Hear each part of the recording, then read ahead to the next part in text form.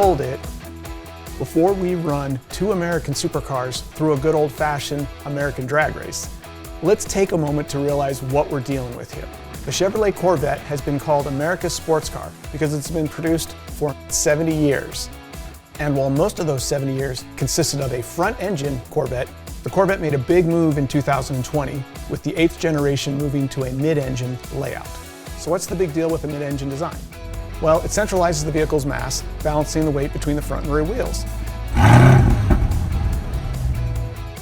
In the Corvette's case, it also makes it a true supercar capable of competing with exotic vehicles like Ferraris, Lamborghinis, and a Ford GT. This newly centralized mass, in the Corvette's case, weighs about 3,400 pounds. Moving that weight around is a 6.2-liter V8, making 495 horsepower and 470 pound-feet of torque. This is good for a 0 to 60 time around 2.9 seconds and a top speed of around 190 miles an hour. What's really impressive about the Corvette is the theoretical price you pay for that performance. MSRP begins at $62,000. Now I say theoretical because we all know in today's world, the price you're supposed to pay for a car and the price you actually pay for a car is often quite different.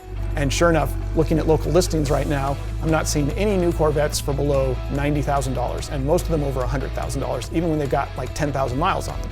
Still, in theory, what you're paying for the Corvette and what you're getting is an incredibly good performance bargain. True value in the supercar world. So that's the Corvette story. But in this corner we have the new Ford GT. Now the Ford GT hasn't been around for almost 70 years like the Corvette, but the first ones were made over 60 years ago when Ford decided it wanted to beat Ferrari at the world's toughest racetrack. The whole Ford-Ferrari story has been told too many times and far more entertainingly than we can do here, so we're not going to worry about it. But let's just say the Ford GT's history is easily as colorful as the Corvette's. This latest car is the third generation of the Ford GT, and it's already done what it was engineered to do: beat Ferrari again at Le Mans. Just like the Corvette, the Ford GT is a mid-engine vehicle. It always has been. But unlike the previous two generations, this one is not a V8, it's a V6, a twin turbocharged V6. Horsepower in this GT is rated around 650. It's got about 550 pound-feet of torque, and it weighs around 3,100 pounds, maybe a little less in this Carbon series. It does 0 to 60 in 2.9 seconds, just like the Corvette, and it's got a top speed certified for 216 miles an hour.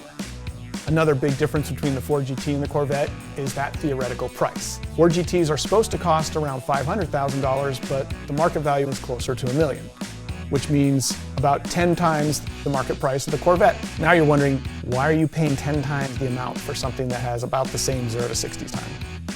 Well, there are other differences between these two cars. They're only going to make about 1,350 Ford GTs, and they're making that many Corvettes pretty much every month. The Ford GT has a full carbon fiber tub and body panels, and it's got an extremely aggressive aerodynamic design that really doesn't look like anything else on the road. So you're not getting the exact same experience with both cars just because you're getting a similar 0 to 60 time. So that's the history of these two cars, but let's get back to the reason why we're all really here: a drag race.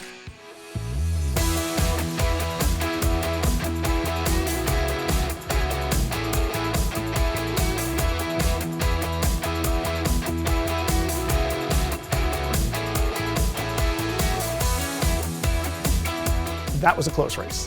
Now before I get into the details, I want to thank my driving partner, Michael Harley. He was in the Corvette, and we were losing light quickly. We really only had one shot at this. And the last thing you want when you're doing that is someone getting an obvious advantage as they leave the line. Well, the one shot we had, we took, and we managed to leave the line at the same time. You can see it in the race. So there was no advantage coming off the line except for horsepower and torque. And as you can see, the Corvette had a slight advantage coming off the line. It's also interesting that the Ford GT left a little bit more of a burnout. I'm not sure if that's because the tires are Pilot Sport Cup 2s and they leave a little more black or what. We were both using launch mode, but the Corvette jumped probably about a third of a car length, maybe even half of a car length on the GT from like 0 to 30, 0 to 40. If it had been a race to 40 or 50 miles an hour, the Corvette would have won.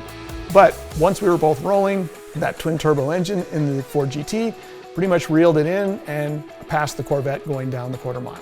A cool experiment to see how these two mid-engine supercars from America stack up against each other.